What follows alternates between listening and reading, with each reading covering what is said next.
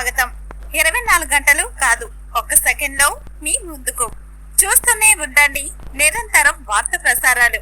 Panchayat elections లో భాగంగా ఎల్లుండి 14వ తారీఖు జరగబోయే గ్రామ పంచాయతీ ఎలక్షన్స్ లో భాగంగా కాంగ్రెస్ పార్టీ అభ్యర్థి బెదవాడ సీతారాములు గారి తరఫున స్థానిక శాసనసభ్యురాలు ఉత్తమ్ పద్మావతి రెడ్డి గారి ఆదేశాల మేరకు నేను ఇక్కడ రావడం జరిగింది. మరి ముఖ్యులారా, మీరు అందరికీ తెలియజేసేది ఏంటంటే, ఈనాడు కాంగ్రెస్ పార్టీ ప్రభుత్వం 2 ఏళ్లు పూర్తి చేసుకున్నది.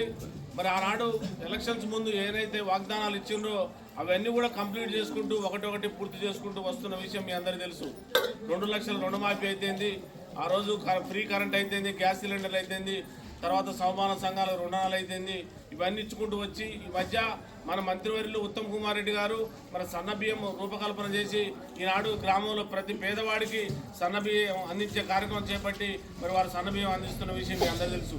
ఈ 2 నియోజకవర్గాలలో కొన్ని వేల కోట్ల రూపాయలు తీసుకొచ్చి రోడ్స్ కానీ ప్రాజెక్టులు కానీ ఇన్ని అభివృద్ధికి మనం ఎంత ఉపయోగపడుతున్నారు అనేది వారి నియోజకవర్గాలకు ఉండటం మనం చేసుకున్న పుణ్యం అని చెప్పి ఈ సందర్భంగా తెలియజేస్తూ, మరి ఉత్తమ్ పద్మావతి రెడ్డి గారు ఎల్లప్పుడూ ప్రజలకు అందుబాటులో ఉండి మరి వారి నియోజకవర్గాన్ని ఆదర్శ నియోజకవర్గంగా తీర్చిదిద్దడానికి వారు కంకణం కట్టుకున్నారు.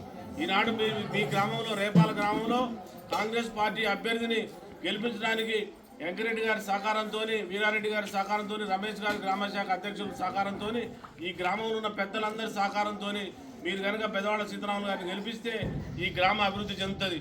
పూర్వవైభవం మళ్ళీ ఎక్కడ రోడ్స్ పెండింగ్ ఉన్నా కూడా ఎలాంటి పథకాలు కావాలన్నా, సంక్షేమ పథకాలు అందించాలన్నా మళ్ళీ 2-3 సంవత్సరాలు ఉంటుంది. నెక్స్ట్ కూడా కాంగ్రెస్ గవర్నమెంటే వస్తుంది. నిన్న మీరు స్థానిక సంస్థల ఫలితాలు చూసినారు. 2500 మంది సర్పంచులు గెలిచిండ్రు. ఖచ్చితంగా మీరు ఇక్కడ అభ్యర్థిని గెలిచి ఉంగరం గుర్తుపై మీ అమూల్యమైన ఓటేసి కాంగ్రెస్ పార్టీని గెలిపించాలని చెప్పి పేరున మీకు విజ్ఞప్తి చేస్తా ఉన్నాను. జై కాంగ్రెస్.